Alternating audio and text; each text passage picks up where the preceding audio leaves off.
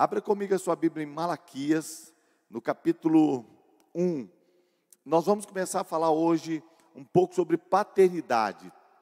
Esse assunto está ardendo no meu coração. E eu quero falar isso de uma forma assim de série, para a gente falar e dar fundamento profundo do que nós estamos falando. Paternidade é um assunto que já foi batido muitas vezes. E a gente sempre está falando um pouco de paternidade como um lampejo. A gente deixa aqui um princípio, a gente deixa uma palavra, a gente deixa uma voz. Mas a maioria de nós nem compreende com profundidade mesmo o que é paternidade. A maioria de nós pega uma fatia de paternidade e traz para a sua realidade talvez aquele aspecto que a gente gosta. E nós não compreendemos com tanta clareza. Então, eu queria ler com vocês, e eu vou ser bem sucinto nessa leitura, o versículo 6 de Malaquias, capítulo 1. O filho honrará o pai, e o servo ao seu senhor. E se eu sou pai, onde está a minha honra?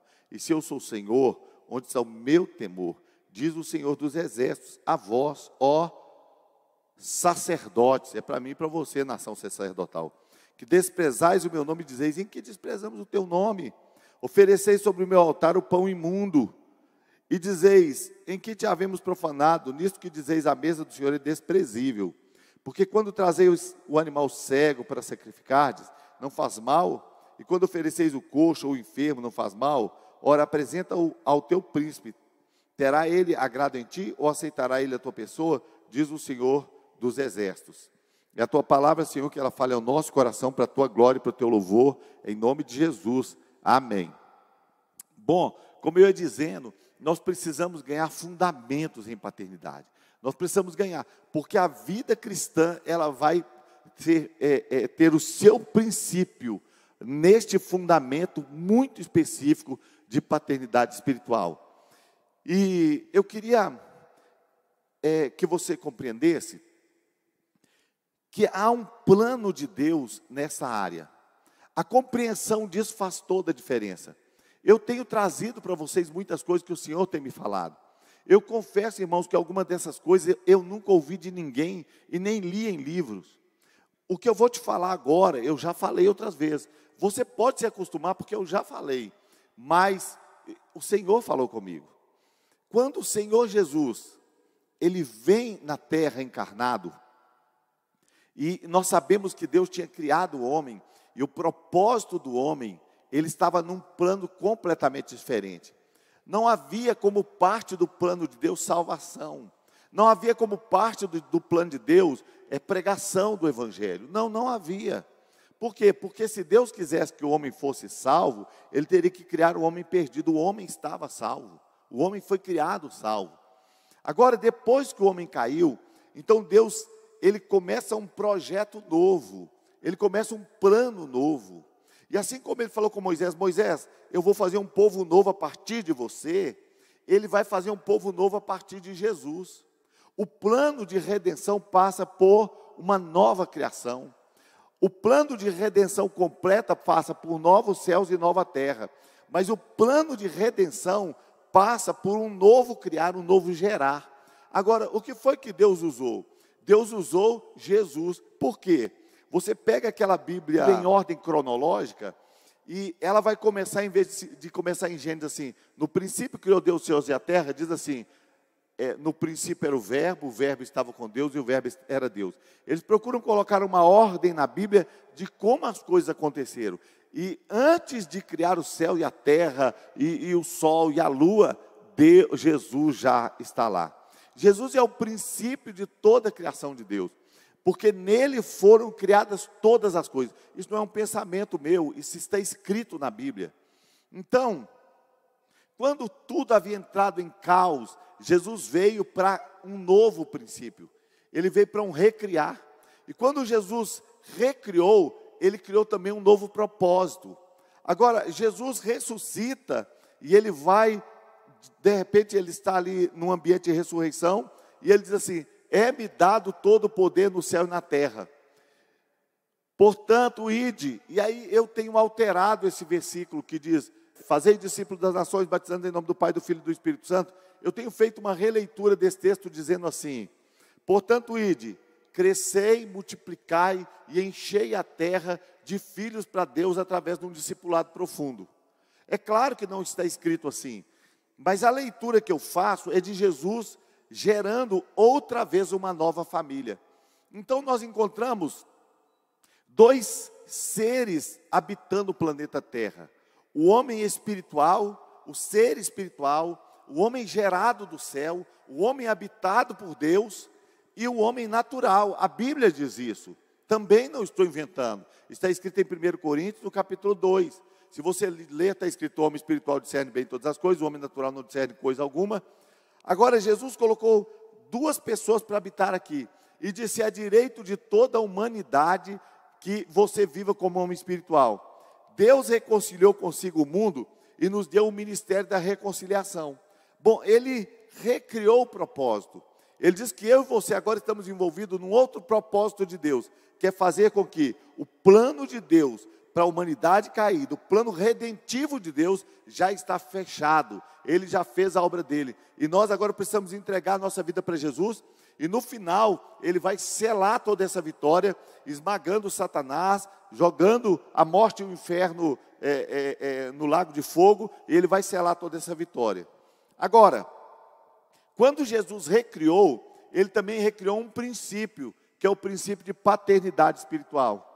Ele criou agora um novo momento, um novo investimento, que é o momento de novos filhos de Deus. A Bíblia diz isso com muita clareza também. Diz que nós não somos filhos das trevas, que nós somos filhos da luz. E a Bíblia diz que Jesus é a luz do mundo. A Bíblia diz com muita clareza que agora nós somos filhos de Deus. A Bíblia diz que nós devemos ser santos como filhos amados. Isso está muito claro na Bíblia. Agora, a ordenação desses fatos precisa ser verdade para nós. Porque às vezes nós pensamos que somos filhos de Deus, mas parece que isso é só um fator ilustrativo. Não parece que é uma coisa de querer olhar e dizer: eu tenho direito a um DNA divino. Eu tenho direito a uma vida de santidade e pureza de verdade. Eu tenho direito a andar num outro nível. Eu tenho direito a ser livre do pecado. Eu tenho privilégio. Não é que eu tenho que fugir do pecado para ir para o céu. Isso faz parte. Mas mais do que isso, é que eu quero tanto me parecer com meu Pai e fazer jus a tudo que eu sou em Deus, que eu quero viver uma vida de pureza e santidade. Então, quando Jesus faz essas coisas, Ele estabelece um novo alinhamento. E Ele diz que agora nós temos que ter uma revelação de paternidade espiritual. Deus é o nosso Pai. Mas quando você olha para a Bíblia, você vê que existe uma paternidade, além da paternidade de Deus, fica estabelecida na terra, uma paternidade geracional. A Bíblia diz assim: andou em todos os caminhos de Davi, seu pai. Quando você vai olhar o nome do rei que está falando de um rei que é neto, bisneto, tataraneto de Davi. Mas sempre fala dele como pai espiritual. Então, por exemplo, eu estou para essa igreja como pai espiritual da Igreja Batista da Paz, como sacerdote. É claro que existem pessoas que são pais espirituais da nação, têm paternidade espiritual mais alta, não é verdade? E todos nós honramos, mas em última análise, o verdadeiro e único pai é Deus. Ele é o pai de todos.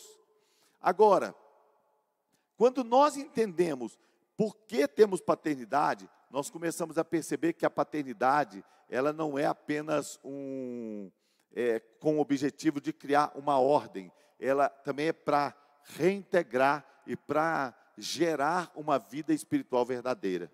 Imagine, se você tivesse crianças criadas em um orfanato, elas provavelmente estariam vivendo uma vida institucionalizada. E elas iam aprender o quê? Normas, regras, conceitos e horários. Uma criança em uma instituição aprende normas, regras, conceitos e horários. E normalmente essa criança na instituição, ela aprende a se defender dos mais velhos e oprimir os mais novos. Ela não tem aquele instinto desenvolvido de família. O diabo quer transformar a igreja em um grande orfanato, que não apenas a gente se reúna e nos tornemos institucionalizados, mas mais que isso, que a gente nunca tenha uma identidade como família, que a gente não desenvolva o nosso coração, o nosso caráter em direção a Deus, que a gente não tenha um modelo de paternidade, que a gente não tenha para quem olhar, que a gente não preste contas. Então Deus quer que você viva na igreja, indo e vindo para cultos. Então você vai aprender na igreja normas, regras, coisas estabelecidas. O máximo que uma igreja desse jeito pode fazer é te tornar mais religioso. Claro, você também vai para o céu. Claro, porque se você entregou a sua vida para Jesus, você vai para o céu. Mas o diabo quer te roubar o novo propósito. Ele não quer que você seja criado em uma instituição. Ele quer que você aprenda paternidade. Porque ele faz com que o solitário viva em família. Ele não veio apenas para te tirar de um ambiente em que você estava do inferno para ir para o céu. Ele veio para recriar o seu propósito, para te redefinir como dentro do plano de Deus. Agora, imagine, quando você entende essas coisas, algo novo começa a acontecer. Porque se você estiver plantado em Deus, amando a Deus, firme em Deus, apaixonado por Deus, mas se você não estiver plantado na vida da igreja, se você não discernir o corpo, como nós vamos fazer agora na Santa Ceia, a Bíblia diz que vamos ser fracos, doentes e muitos que dormem, que estão mortos espiritualmente, emocionalmente e até fisicamente, porque não discernir o corpo. Se você não discernir o corpo, a Bíblia diz que a gente não toma a ceia do Senhor, mas cada um toma a sua própria ceia. A Bíblia diz, vocês se reúnem para pior e não para melhor. Você já leu isso na Bíblia? A palavra do Senhor diz que a gente pode reunir e voltar para casa pior. Meu Deus, quem foi o inimigo que prendeu o meu carro aqui no estacionamento? De repente a gente é abençoado no culto e desabençoado no estacionamento. Rapidamente a gente perde o favor de Deus na nossa vida. Tem os crentes que são donos do lugar. Ah lá, aquele maligno sentou no meu lugar. Tem crente que é dono do lugar. Sabe por quê? Institucionalizados. Agora, bom, eu acho que não vai dar tempo de falar muita coisa sobre isso não, mas eu vou tentar. Agora imagine, quando a gente descobre que tem essas verdades e que a gente tem que desenvolver paternidade espiritual, indicando para Deus, mas que também nós temos que ter pais espirituais aqui, família espiritual aqui, sabe o que acontece conosco? Na maioria das vezes, nós nos lembramos que o Brasil foi diagnosticado debaixo de um profundo espírito de orfandade. Havia um espírito de orfandade tão profundo no Brasil, tão terrível, que a maioria das pessoas tinham, em algum momento, uma mágoa com o pai. E quando não tinham mágoas, eles tinham sintomas profundos de orfandade. O Wolfgang foi fazer o Wayfall, ele voltou e falou, pai, eu não sei o que foi, mas me deu muito, quando fui preencher lá um papel lá, me deu muito assim, prognóstico de orfandade. E eu fui um pai presente. Eu bati no Wolfgang, né, filho? Também abracei, menos, né? Mas interessante que o Wolfgang teve sintomas de orfandade, que pode ser uma herança minha de lá, do meu pai também, porque eu talvez não consegui desenvolver um relacionamento mais profundo com meu pai, que eu amo tanto, mas o Brasil descobriu que havia um sintoma profundo de orfandade, uma falta do pai. Por mais que o pai tenha sido bom, que o pai tenha sido isso, que o pai tenha sido aquilo, nós desenvolvemos algo muito terrível, porque em alguns ambientes nós não conseguimos discernir o pai.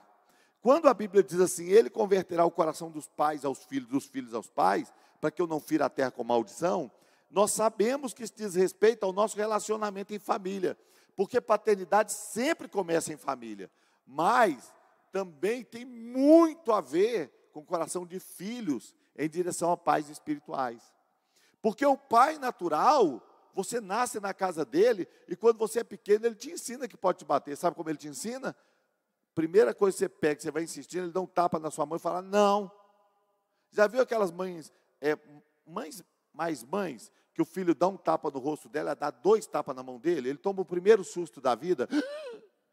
Meu Deus, aquilo que o médico fez comigo lá no comecinho, a mamãe faz também. Porque os meninos hoje nascem muito espertos, né? Antigamente o menino nascia, levava 8 dias para abrir o olho, irmão. Que lerdeza é essa? O menino hoje nasce, o médico dá um tapa na poupança dele, ele já defende. e já fica tentando mexer no celular do médico enquanto... Mas olha que interessante, ele vai converter o coração dos pais aos filhos, dos filhos aos pais. O que aconteceu com esse diagnóstico de orfandade? Nós viramos tatu bolinha, todo mundo muito sofrido. Papai, aquele pai. E nós não estamos querendo paternidade, porque paternidade tem a missão de dar destino. Paternidade tem a missão de dar, de dar limites. Paternidade tem a missão de promoção, de proteção, de provisão. Mas não é paternalismo. E aí a gente vai criando um grupo de pessoas que saiu da orfandade, mas que passou por um ambiente muito terrível, de continuar sendo alguém que o pai está lutando para conquistá-lo a vida inteira, e ele vai se tornando menino. Sabe aquele processo que eles fazem, né, em alguns ciclos aí de regressão? Tem gente que vai voltando, quase que para o útero, e fica lá aquele bebezão a vida inteira. Porque tudo que ele espera da paternidade é paternalismo. Enquanto ele está recebendo paternalismo, está sendo deformado o processo nele. Porque Deus, sendo pai de Jesus, colocou Jesus para ser treinado no deserto.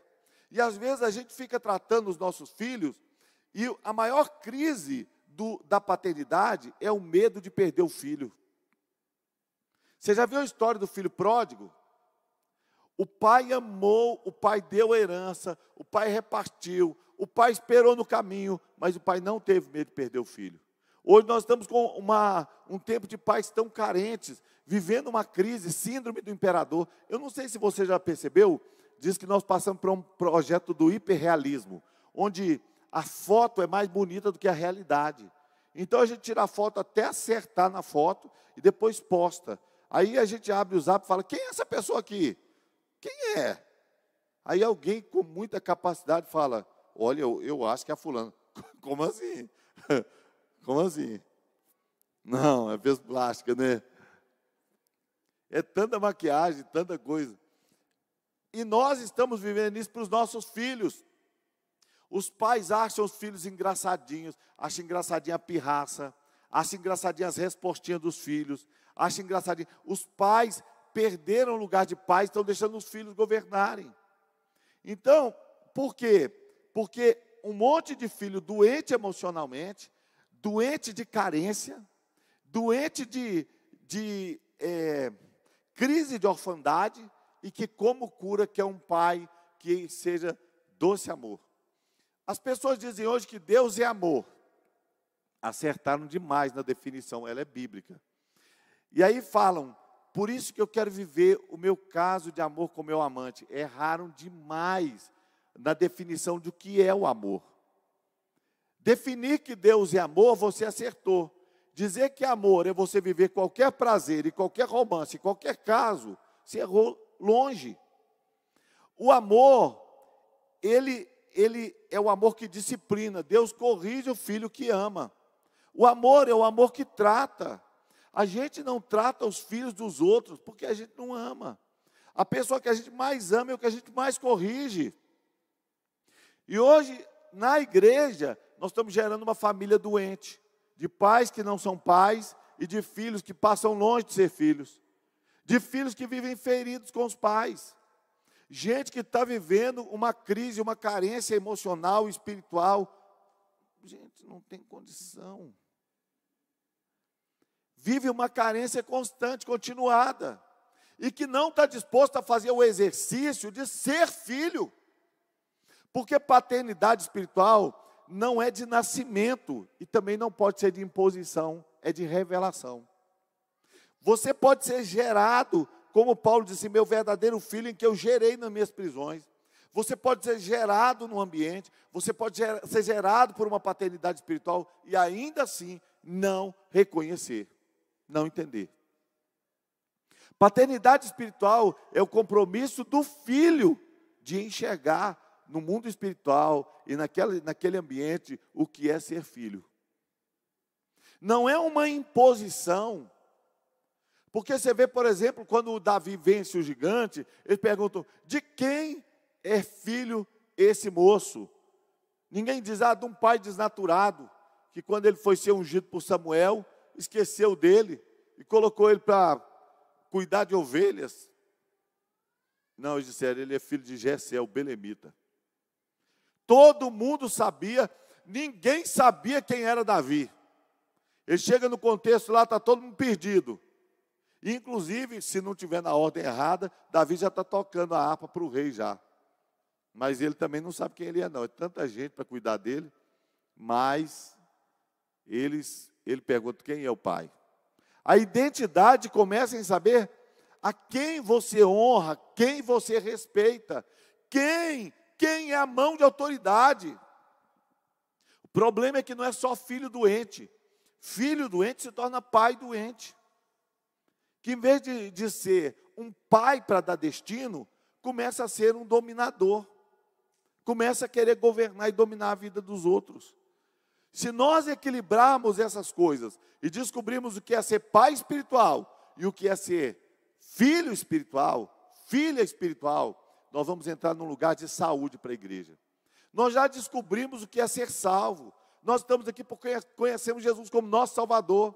Mas você quer viver uma vida cristã medíocre, sabendo que o seu plano, que o plano de Deus para você é que você traga o céu para a terra, que você viva uma vida de responsável, que você se desenvolva. Você quer viver uma vida medíocre? Uma das coisas mais doídas, eu imagino, para um pai, é quando ele tem um filho que tem uma limitação clínica, e ele pensa, eu preciso continuar vivo para dar sustento ao meu pai, ao meu filho. Ele não vai conseguir se sustentar.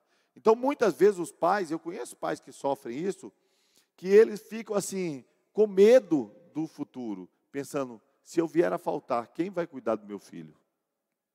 Imagine Deus lidando com uma igreja que não quer crescer. Imagine Deus lidando com uma igreja com síndrome de Peter Pan. Vivendo na terra do nunca. Todo mundo querendo pozinho de pirim-pirim para voar.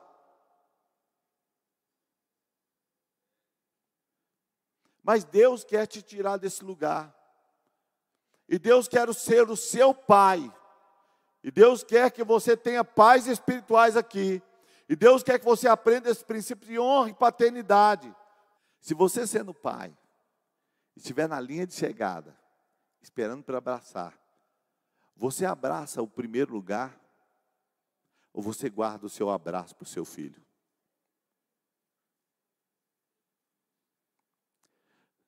Ser pai, ser filho, não tem tanto a ver com performance. Tem a ver com uma aliança. Paternidade espiritual não é um princípio para pessoas superdotadas, especiais. É para quem tem revelação. Porque a gente não troca o filho da gente. Imagine você com seu filho lá, 6, 7, 8 anos. Chega alguém e diz, oh, me desculpe, seu filho foi trocado do hospital. E viemos aqui trazer o seu filho de verdade. Aqui, olha, é até mais bonitinho, olha. Você troca. Pensa no seu filho, você trocaria? Nem pelo filho verdadeiro, nem pelo filho biológico. A gente não troca. Quem chamou a gente de papai e de mamãe? Ninguém. Deus quer desenvolver esse relacionamento. Mas não um relacionamento de mimimi. Deus quer que você aprenda. E o primeiro ambiente é dentro da sua casa. Você não honra o seu pai que te gerou. Você não honra a sua mãe que te gerou. Vai ser uma mentira tentar honrar um pai espiritual. Mas cedo ou mais tarde, aquilo que você construiu em você vai fazer que você chute o balde.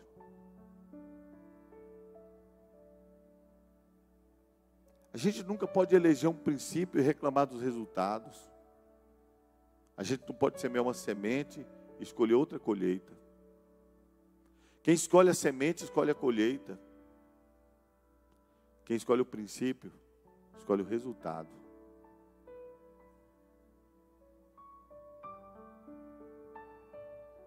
Porque quando a gente entende o que é paternidade, a gente sabe o que a gente vai fazer com aquele caquinho, daquele vezinho, quando ele não puder nem responder. Você olha para ele e fala assim: tem tanta autoridade em cima dos ombros desse velhinho. Tem tanta autoridade. Deixa eu forrar um tapete vermelho. Aquela velhinha que nem está lembrando quem você é. Você olha para ela e diz: poxa, tem tanta autoridade, tem tanta honra nesses ombros. Se você começar dentro da sua casa, a igreja tem esperança. A igreja tem esperança. Talvez você não vai na casa da sua avó mais, porque as mesmas histórias. E você já não está mais tão interessado na broa de milho, nas coisas que ela fazia. Aliás, as avós modernas não fazem nada. Biscoito frito. A avó moderna: ô filho, vou pedir uma pizza para você. Mas deixa eu falar um negócio. Honra sua avó. Sabe por que ela te conta história? Porque ela tem mais passado do que futuro. Ouve a sua avó, ouve o seu avô. Honra. Porque quando a gente descobre o que é o amor, às vezes eles já não têm mais ouvido para ouvir. E a gente deixa muitas palavras para dizer quando não tem mais a pessoa para ouvir. Aperta no abraço, não solta. Você vai estar construindo uma vida espiritual. Jesus veio estabelecer um novo princípio, mas Ele nunca remove o marco antigo. Ele nunca remove o que é princípio eterno de Deus. A honra do pai e da mãe nunca pode ser roubada. Deus diz assim: se eu sou pai, onde está a minha honra? Ele diz que o pai tem que ser honrado. Para que Deus seja honrado, Ele tira a referência de pai. Ele diz: o pai é honrado.